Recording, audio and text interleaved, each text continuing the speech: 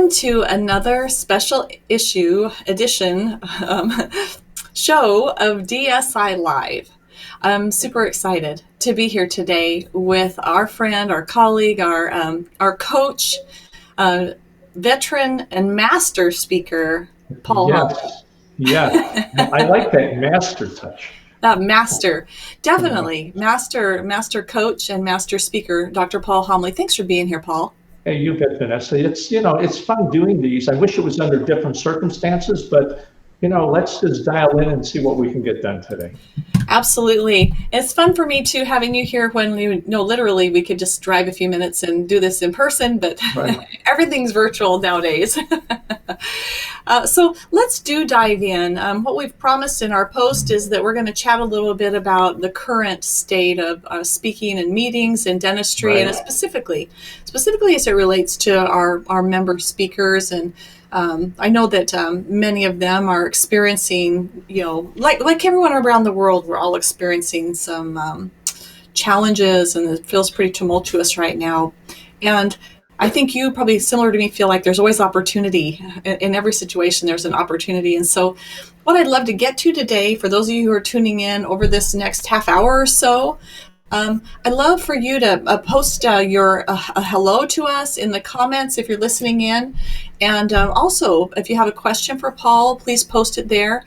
And what we promised to get to is to talk to you about some solutions of what you could be doing now to help your business grow, and how you can be ready to pivot and be putting some steps in place to be able to really thrive as we get past this limbo period we're in, where we're all staying at home. So with that in mind, Paul, does that sound good? Like a good plan? It sounds like a great plan. Let's go. Let's do. So I like to start with where we've been, where we're at, where we're going, that kind of format. So let's chat about, in the past, we probably, in our lifetime, you and I were just talking about this, you and I have not really seen a pandemic, or probably even our grandparents haven't seen that. It's been some time. But there are probably other economic situations that we could draw a parallel to that I imagine you have spent some life living through. Can you tell us about your experiences in dealing with these type of challenges and crises in the past? Sure. I understand that. I've been speaking since 1978. And during that period of time, we have had some very interesting things. I practiced in Charlotte, North Carolina for about 20 years. And in 1989, Hurricane Hugo blew in. 140-mile-an-hour winds just really scrambled the eggs. It shut all the stores, blew the shingles off the roof, blew all my lawn furniture in my neighbor's pool, and dental offices shut down, a program shut down, everybody was just in place. And that was really the first kind of economic shock to the area. What was interesting to Vanessa is following that, 4 or 5 months later, the Charlotte area was an economic boom town. Here's why. All the insurance money from homeowner policies kind of rolled in. So dental practices did really well following that crisis. I don't think that would be the case this time around because of the high levels of unemployment. The second time around was, of course, 9/11, 2001. That shut down the airline industry, it shut down the meeting stuff. And that was really one of the first tastes that we had as speakers and as thought leaders as to how much we're dependent on the overall national economy to keep us going. But probably the biggest crisis that I've been through wasn't a national crisis, it was a personal crisis.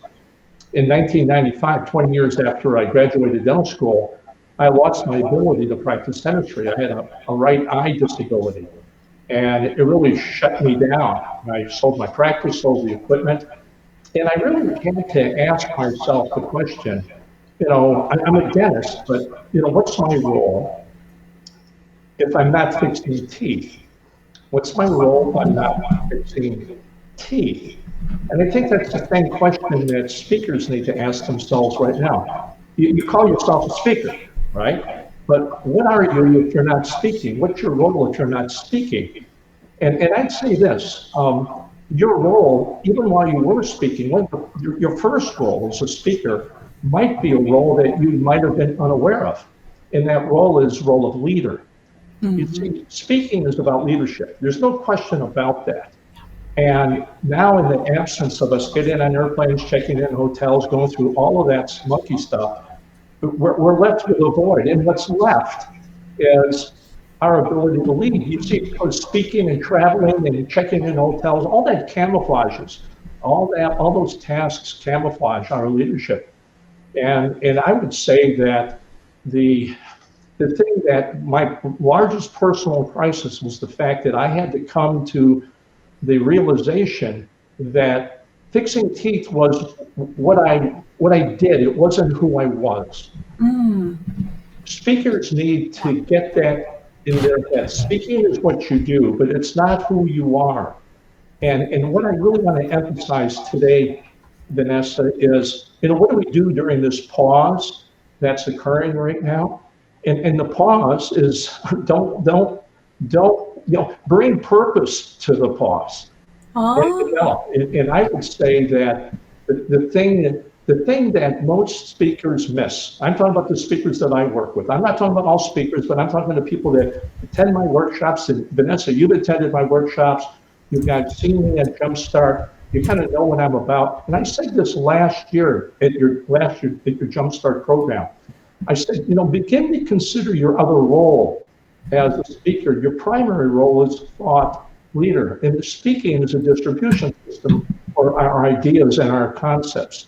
So I would say, for starters, Vanessa, here, that I'd like to discuss how do you develop your thought leadership in the absence of getting on airplanes and running around over town. Does that make sense? Definitely. Yeah. So let's start with this.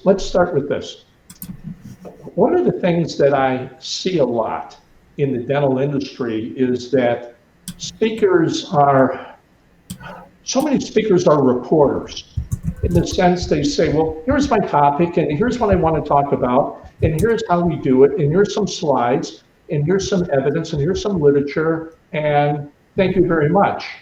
And so many of the presentations I hear are reports. And I'm not saying that it's wrong. I'm just saying that isn't what's going to build a speaking business. I understand that, in DSI and in any speakers organization, whether it's DSI or NSA or National Storytellers Association, you really got two types. You've got those that are professional speakers who are doing it full time, like myself. Not only are we speaking, but we're authoring and developing intellectual property. And the other type is the hobbyist. The hobbyist has the day job, dental hygiene or dentist or dental laboratory technician, and speaking is a service line extension of what they do. Mm-hmm. And so I would say, both to the hobbyist and to the professional, that the first thing that we should think about during this pause is how do we exit from it stronger than when we entered it? Right. Do that. I like the sound of that. Yes, and I'm just going to give some simple advice here. I'll get back to this report thing. Most speakers don't have a point of view. That is, they have a topic, but they don't have a point of view. When I say point of view, what I mean is, how do they feel about their topic? You see, if we're going to be a thought leader, thought leaders are those people that come up with original ideas or deeper insights into existing ideas, and they're able to express those ideas in ways that people haven't heard before. Okay? That's my definition of thought. And by the way, and be paid for all of it. Oh, yeah. Okay? And be paid for originating ideas and expressing them in ways that people haven't heard before, and be paid for it. To me, that's thought leadership. And what I hear a lot when someone hires me for private coaching, I listen to their speech, I look at their PowerPoint program, and they're not taking a point of view. They're not leading. See, leading means take a new direction. And when I hear, if I hear another report about the oral systemic link or airway or occlusion or laminate veneers, you see, all of that is good, but all of it is boring after the industry has heard it for 10 years. So what I want to do is give you a simple formula to really establish a point of view. That is to get edgy, to get edgy in your presentation, because see, edginess, I'm not talking about frosty. Frosty is where you're distant and disconnected. Edgy is where people get a sense of your character, your point of view, how you think, what you believe. What is your point of view? You could talk to me about implant dentistry, but give me a point of view on it. Let me give you an example.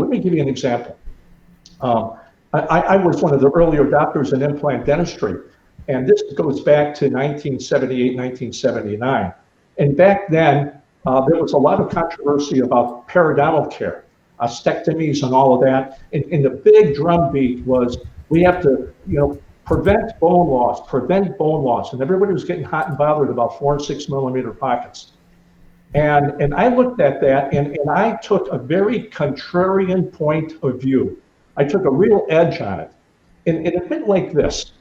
And I presented this in front of audiences. I talked about, many dentists believe that preservation of bone and elimination of bone loss is extremely important.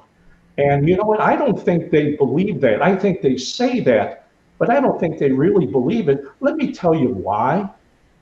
Because when you think about it, when a person loses their teeth and the teeth are missing, the alveolar process heals. Now, what do? We take a conventional denture and we put it on that ridge. And what does that conventional denture do over a 15, 20-year period? I tell you what it does. It creates a huge amount of bone loss, far more so than periodontal disease ever created. So don't preach to me about preserving bone loss if you're currently prescribing traditional removable and partial dentures. Now, today I want to talk about implant dentistry and how we can preserve bone, how we can build our practice and serve our profession. Bang! Now, that is an edgy start. Does that make sense to you? It does. And, I've heard of this as like the eyebrow raising factor, right? It kind of makes you go, wait, what? Yeah. What did he just say? And then it really gets their attention, right? It gets our reticular alert. Yeah. Well, I would like to go beyond eyebrow raising. I want to knock out their earwax. I really want, because see, if you don't take a distinct point of view, then you're not a thought leader, you're a thought repeater. Yeah. And so how does that apply to the DSI? Well, it applies to DSI because this is a perfect time in this pause to develop your point of view, to look at your topic. Now, I've been working with speakers now, and I'm going to give you a couple examples. I want to give you the formula for point of view, okay? So if you're taking notes, take it down right now. Step number one, I'm looking at my notes right now. Step number one is make a statement that acknowledges the existing belief within an organization or a profession. Most people, most dentists, most of us believe that. So state the dominant point of view. That's step number one. Number two, then state your point of view. The point of view is either you can be a contrarian to that, saying, I completely disagree with that, or you can be an advocate for it and strongly agree with it and then add to it. Third step is state why you have a strong contrarian belief or a strong advocate position. And last, state 3 reasons why you have that position. State the first reason strong, second reason strongest, third reason strongest. Okay? So in review, number 1, state what most people think, most dentists think about something. 2, agree or disagree with it. 3, state your belief. 4, say why, and then give 3 strong reasons. Now, I'm going to, I just had the pleasure, Vanessa, working with Dr. Kimberly Harm. You know Kimberly. I do. She's amazing. Terrific stuff on emotional emergencies. And I just finished working with her in private lessons. Here's what she did to create this thought leadership. And I'm going to read it. This is Kimberly's introduction to her talk. Here it is. This is Kimberly's words. Most dentists hope emotional emergencies are out of their control and there's nothing they can do about it. I disagree. I believe managing emotional emergencies need to be part of our standard of care. Here's why. First, proper management of emotional emergencies improves our clinical outcomes. Next, it enhances patient and team loyalty. And third, proper management of emotional emergencies improves profitability and productivity. And at that point, she slips into the role of coach or teacher. Now she teaches the steps. So what she's done is she's established a point of view. That's why speakers get hired. Yeah. Because they got provocative, interesting, or novel, or distinguishing points of view.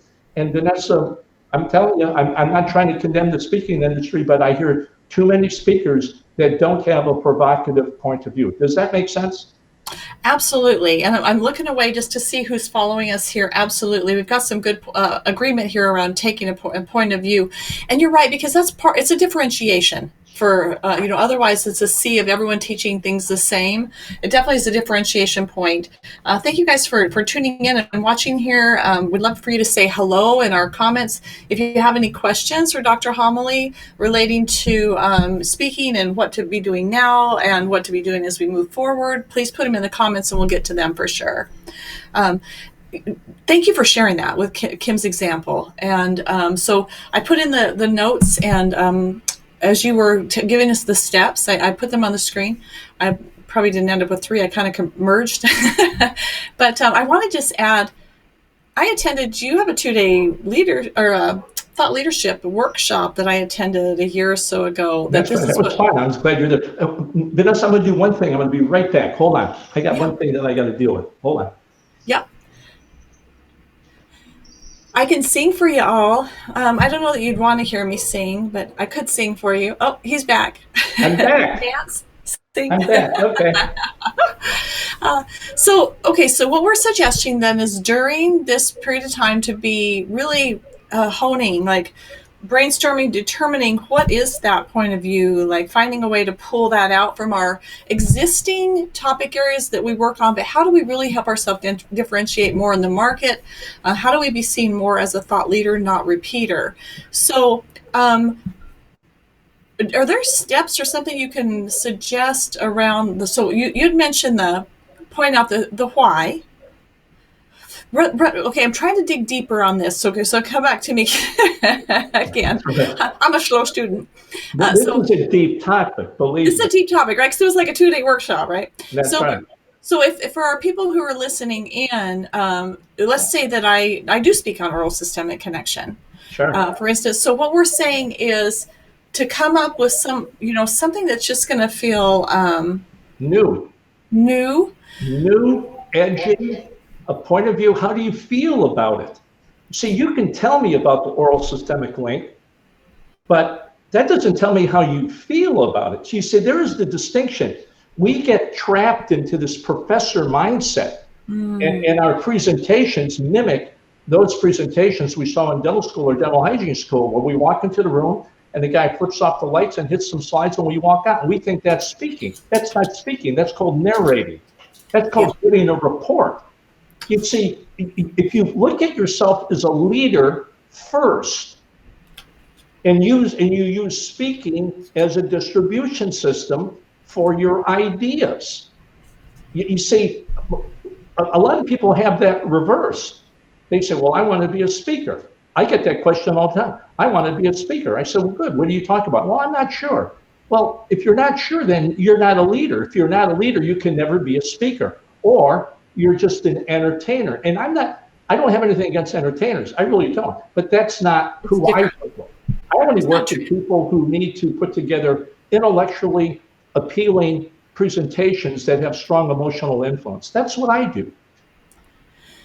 So I agree with you. So there's a difference there. So for the person who really wants to dive into this, we look to see where we could have a point of view that feels different. And then I imagine some of the next steps, and we don't have to go, I know that we can't go too deep in this, but it's going to be things like adding stories or analogies or metaphors or quotes, or like you're gonna then beef up, whether you're writing an article or doing a Facebook Live or putting this into your course, like wherever you use it, we're looking for additional ways to share that point of view. Is that where we're going? Yes, and as a matter of fact, you said something earlier about, you sit down and you really want to brainstorm. Let me talk a little bit about brainstorming. That's this whole thing. Let's think outside the box. That's a lot easier to say than actually do. And unless you've got a way to process outside the box, you're not going to get outside the box. What you're going to do is you're going to stall in front of your word processor, and that little cursor is going to be blinking. You know what I'm talking about, because it's ready and you're not. There's a specific process to thought leadership. It starts, number one.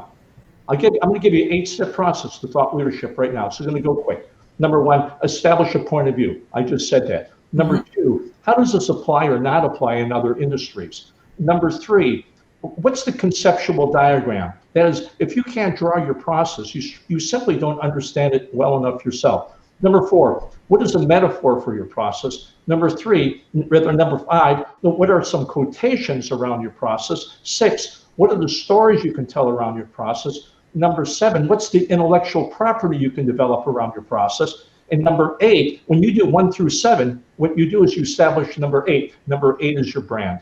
Your brand is the quality of your thought leadership. Yeah. So what you just did was tell us the end of the story, right? You told us you started us out with starting with point of view, but you really just in a minute there took us through like, here's the promise of what you can create. That's exactly right, and that's the thing to do now. Yes. Because this is too difficult to do when you're busy and distracted. I understand there's safety issues right now, but frankly, stay inside and take care of yourself. But we need people like us, Vanessa, but creative people. If we're not creating, it's corrosive for us not to be creative. Would you agree with that? Oh yeah. I find that I'm busier than I've ever been. I'm having a hard time getting to bed at night. Like seriously, like 2:30, 3:30, 4:30 in the morning, just because there's so much. And for me, I'm also feeling like it's a really good time to look at how I have been teaching in the past. And I'm recommending this to all speakers.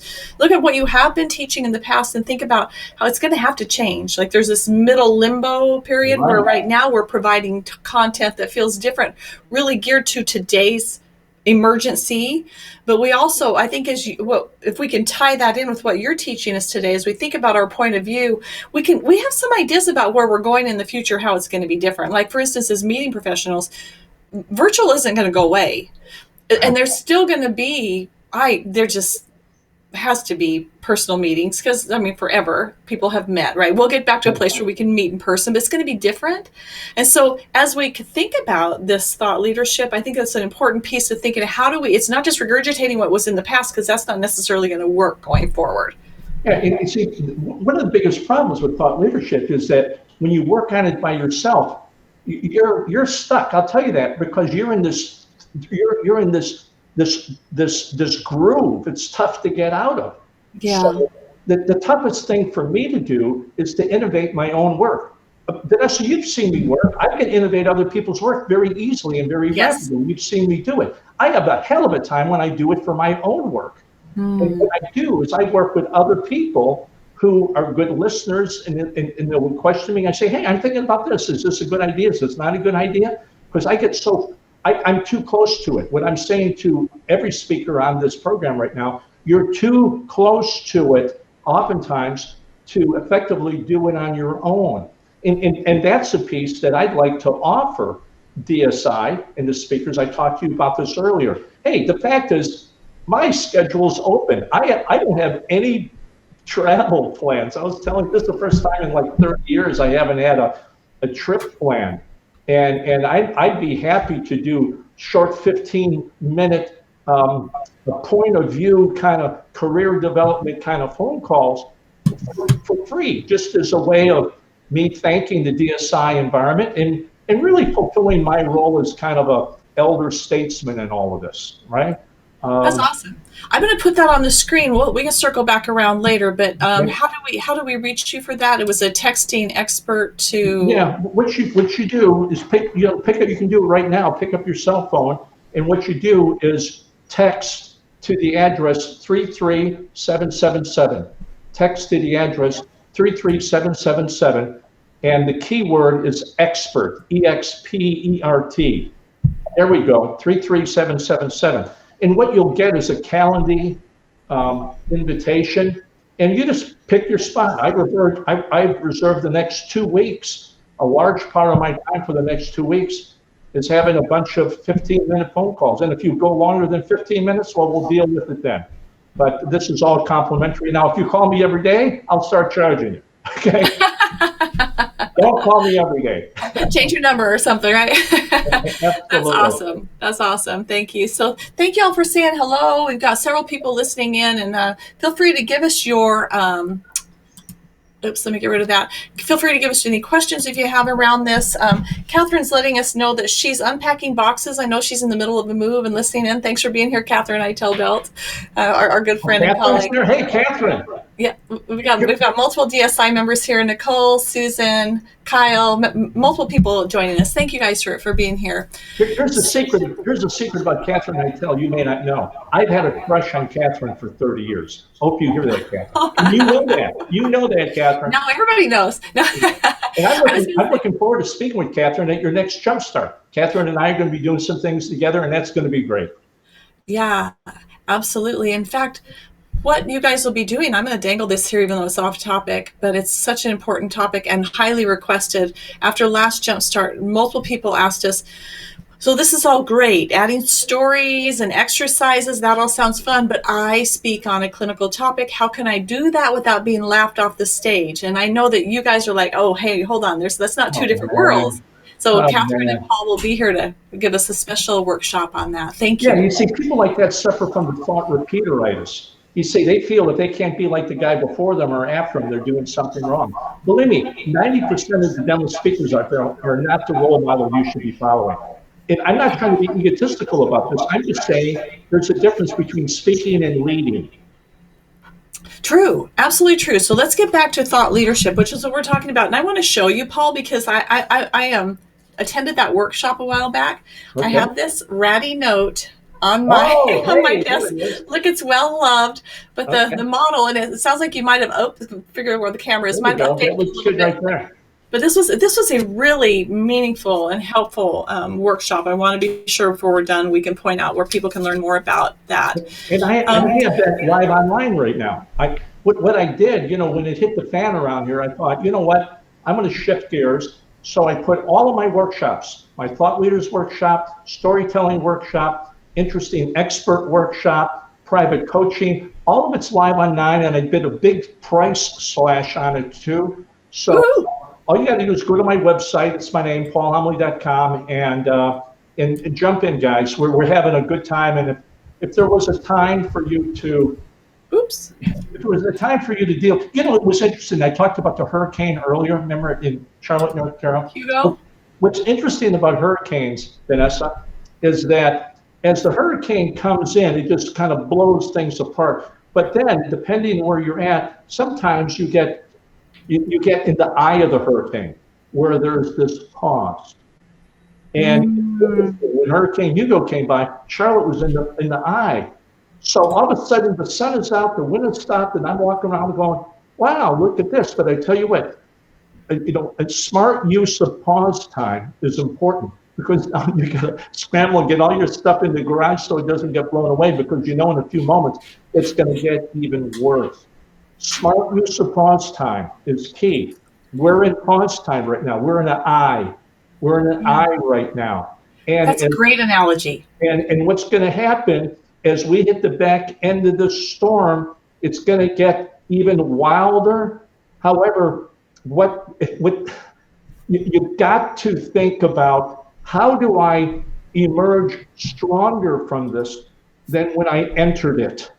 Let's chat about that, shall we, Paul? And I want to say I love that analogy. I hadn't thought about that. I heard, I think it was Dino Watt that I read, and Paul, I apologize if it wasn't, and I'm not misrepresenting. Dino's doing so many great things out there, but he gave the analogy of being on a surfboard and you're trying to you're paddling to get ahead of the wave. And that's that whole idea of us right now getting ready for this to turn, to get back on that road to recovery. And as everybody goes back to the offices, you're absolutely right. It's going to be a different kind of chaos, right? So we're going to have to be really supporting our clients through their chaos.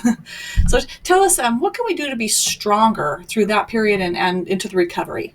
Well, that's what leaders do. See, that's the point I've made all along. You see, I spent a good bit of time at the Center for Creative Leadership in Greensboro, North Carolina. Its website is ccl.org. They work with the 2/3 of the world's Fortune 500 companies. They've been around for 50 years. And I spent a week there on-site program, learning leadership principles. There was about 20 of us. They put us in pairs. In the morning, they taught us leadership principles. My partner was a Navy captain of a nuclear ballistic missile submarine. Okay, that's the level that we were at. Wow. And one of the lessons of leadership we learned, the lesson is called adaptive capacity. Adaptive capacity is one of the leading criteria that define leaders. Adaptive capacity is one's ability to transform in a positive way through a crucible event. Crucible events are those things in our lives that test us, that create a change, a dramatic change in our life. And what adaptive capacity is about is our ability to come through the crucible event stronger than we went in it. That is what defines a leader. And I've been saying all along, stop thinking of yourself strictly as a speaker and start thinking of yourself as a leader. And as a leader, by definition, you need to become stronger through the crisis.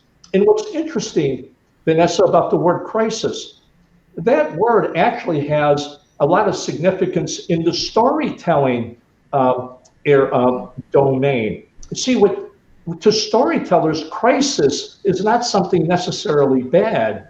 Crisis means that the protagonist, that is the main character of the story, goes through an irreversible change. They become forever changed, whether it's a good change or a bad change. So when we say crisis, what we're saying is that here's the moment. You remember that old movie,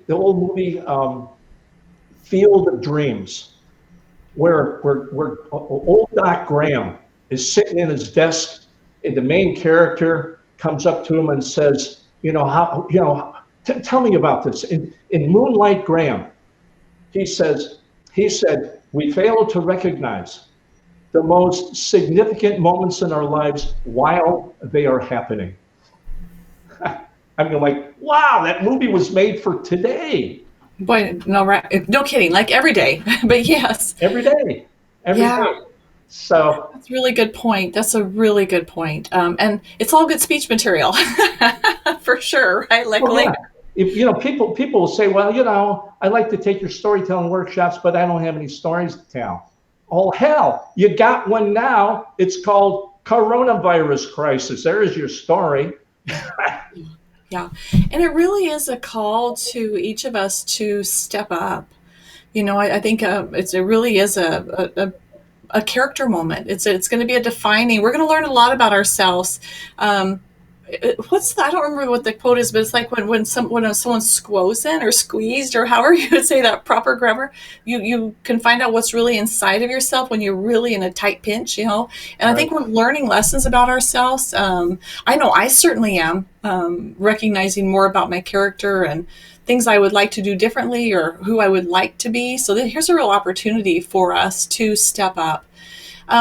Paul, so let's talk a little bit more about how do we ensure that we come out of this stronger. So we've talked about thought leadership and, making sure we have a point of view that feels different. And do you have any other tips for us around making sure we can come out of this stronger? Well, intellectually, there's a lot. Obviously, my domains are thought leadership, develop that. We talked a bit about that. Another domain is storytelling. Storytelling is only second to oxygen in terms of importance relative to speakers.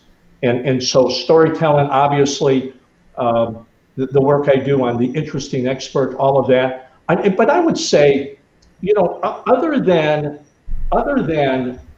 tips for cognitive development, one of the things I would highly recommend is something very simple. Learn how to cook. Learn how to cook. I'm married to Sweet Lisa. A lot of you know her. She's a nutritionist and a natural gourmet chef.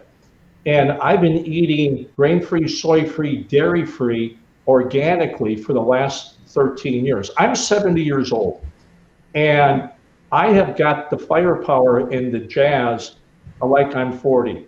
Vanessa, you've seen me go, right? And what I hear, what I see is a lot of speakers are out of shape. They're out of shape. And if there was a time for you to get in shape, it's now, because our physical appearance, our energy, our mental clarity is severely hampered if we're eating pizza and takeout foods and high carbohydrate diets. And, a lot of people don't. I'm lucky, I'm married to a chef. I do all the dishes, okay? I'm dish man, okay? So I would say, as a leadership skill, physically take care of yourself. Get in shape. And there's no better time to do it than right now. Get sleep, right? Sitting on the airplane doesn't get you in shape. It takes you the other way. Get shape, get some exercise. I mean, most people I think can still get out. If they're not quarantined, can still get out and walk and Right. get exercise. Yeah. Put a mask on or a bag over your head or do something. I've got a little exercise gym in my house here. I got weights and I do push-ups and I eat healthy and that kind of thing. And I tell you what else too, change your media habits. I'm still laughing about put a bag over your head. Sorry. I'm putting a picture in my head here. Change your media habits. Sorry. Yeah, change your media habits. Start watching more comedy, right? Oh, yeah. Yeah, start watching more comedy. And, if I, here's an interesting insight. When coronavirus first started creeping its way across the Pacific Ocean towards us, remember that? It was like a slow motion train wreck that's ended up at our Costco's, okay? Yeah. We've seen the caskets in Italy. We've seen the 50-foot refrigerator truck that's backed into Elmhurst Hospital in Queens, New York, where they stacked the dead bodies up like frozen fish, right? We've seen that. And when it started happening, I thought, I need to be educated on all this. The pathogenicity, the virulence, the modes of transition, the biological and technical aspects of the disease. So I spent like a week studying it. Here's the question. Does being educated on it make me feel much better? Does it put the spring back in my step? Here's the answer. Not a lot. Not a lot. Now, here's the leap, Vanessa. Here's the leap. I want you to consider a patient with severe dental disease. Are they threatened? Do they have financial concerns? Is their future uncertain? You see, they experience crisis every day. Now, here's the question. Does educating them to their severe dental disease, the biological and technical aspects of their dental disease, does that make them feel much better? Does it put the spring back in their step? Yeah, right. No. Not a lot. And so many speakers who are in DSI have day jobs, and their day job is dental. And let me tell you something.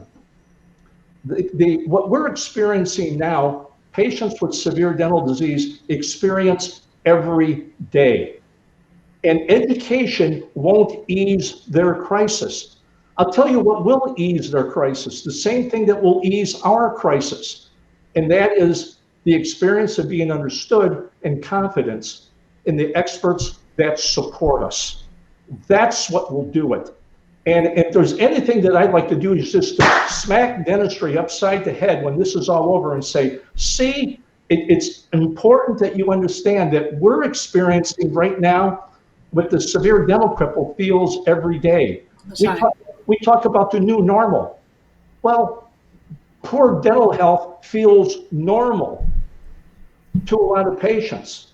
And my thought leadership relative to the dental market is, hey, I believe in patient education, but I strongly disagree that it's the primary driver of treatment acceptance for the complex care patients. It's understanding patients is the big deal. Now, I got on a bit of a bandwagon there. I know that.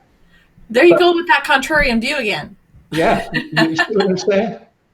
Now, you may not agree with me, but you see, I've got a big speaking career, and I've done it by being edgy. I've done it by being unique, And I've done it by not being afraid.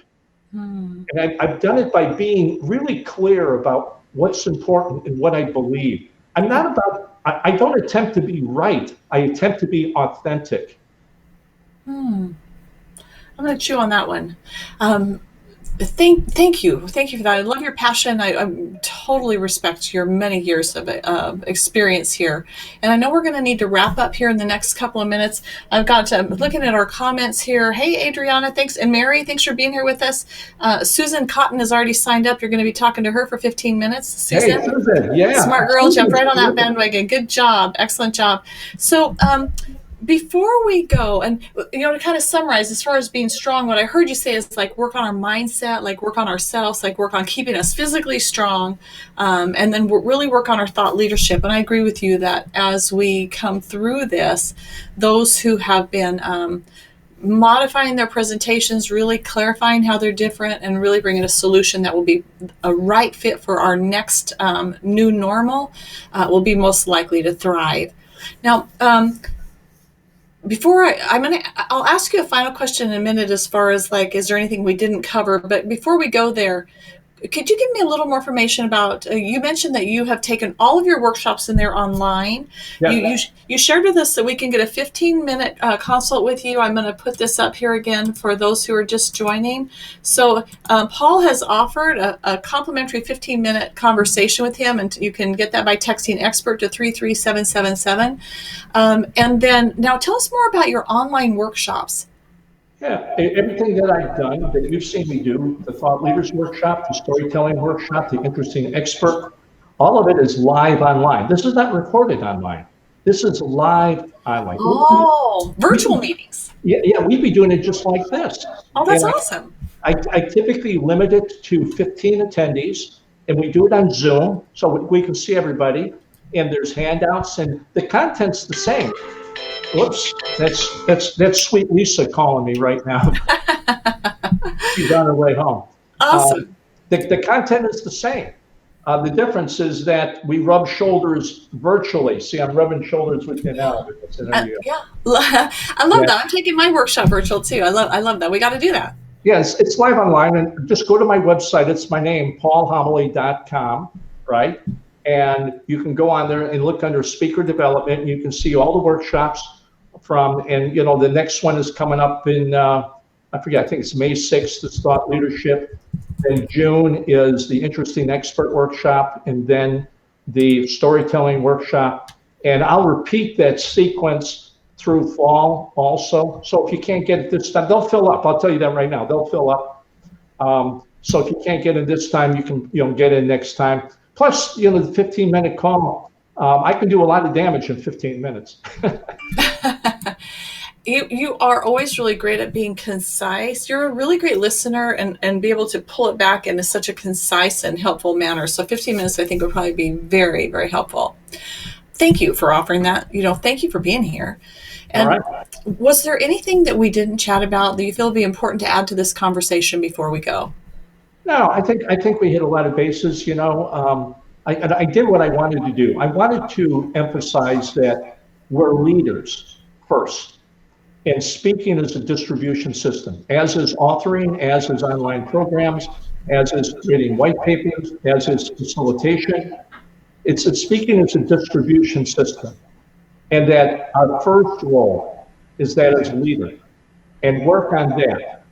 And my sense here is a great way of doing that is do it now. Establishing a strong advocate or a strong contrarian point of view. That's the starting point.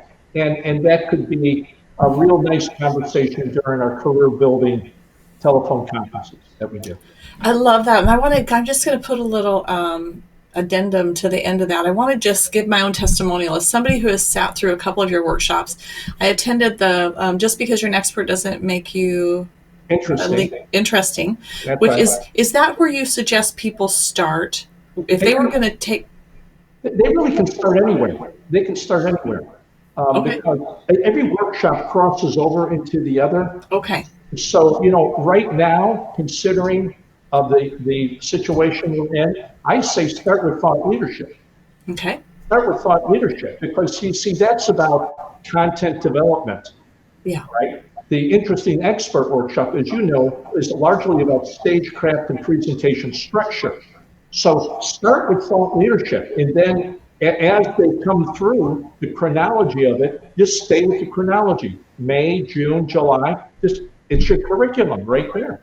Oh, I love that. In fact, it is our curriculum for DSI as we're pulling that curriculum together. So thought leadership, I can tell you that was an amazing. I did see how your brain just was like, you can just take a second and you come up with an analogy or a story, or like you were really able to guide us. So I want to encourage those who are considering the workshops to definitely move forward with that. And it's just I think it's a foundational, essential educational learning for speakers. I think those workshops are so amazing.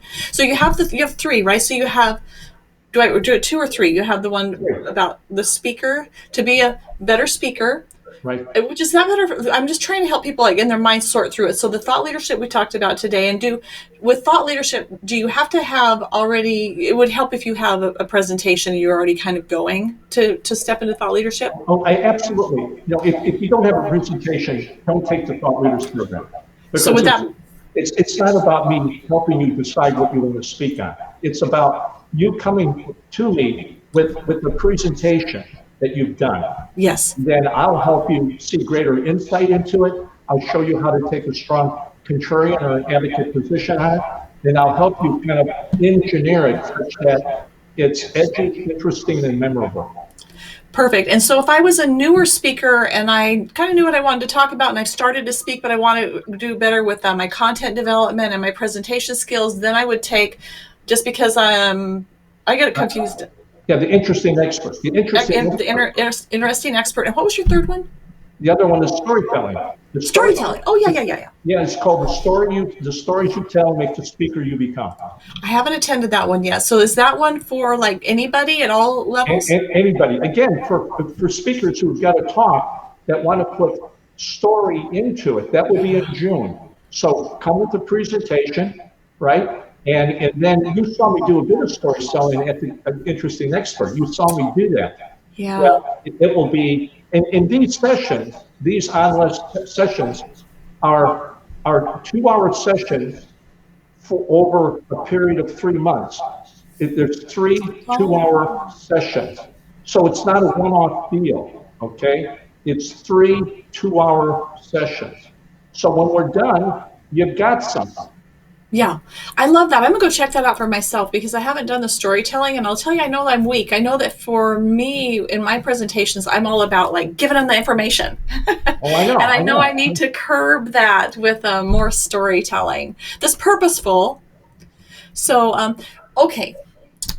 Paul, thank you. Thank you for joining us here for this conversation. It's always a delight to see you. We appreciate you being a part of our tribe and sharing your knowledge with us. We've enjoyed hearing from you at each of our Jumpstart sessions, and we'll continue on in Jumpstart 2021, which we will have a meeting. My unofficial motto, this will not be on the logo, but my unofficial motto is come hell or high water. Yeah, that's right. Which I take that from my northeastern Arizona upbringing out on the farm. We will have a Jumpstart. And so it'll be either in person or it'll be virtual. We're going to figure it out, but it's going to likely be in person. By then, let's all assume by then we're all back to traveling and meeting again in person. But thank you for the pick me up for us today, the reminder that we have what it takes, that we can get in there and we have the material. We just need to dig a little deeper and put a little a new shine on it. And thank you for reaching out or offering us this ability to reach out and get a little more one-on-one with you. All right, everybody. Hey, stay safe. Bye now. Thank you all for tuning in. Have a great couple of days. We'll be back with more DSI Live here in the next few days. And until then, be well. Thanks so much for listening. Bye now. Bye-bye.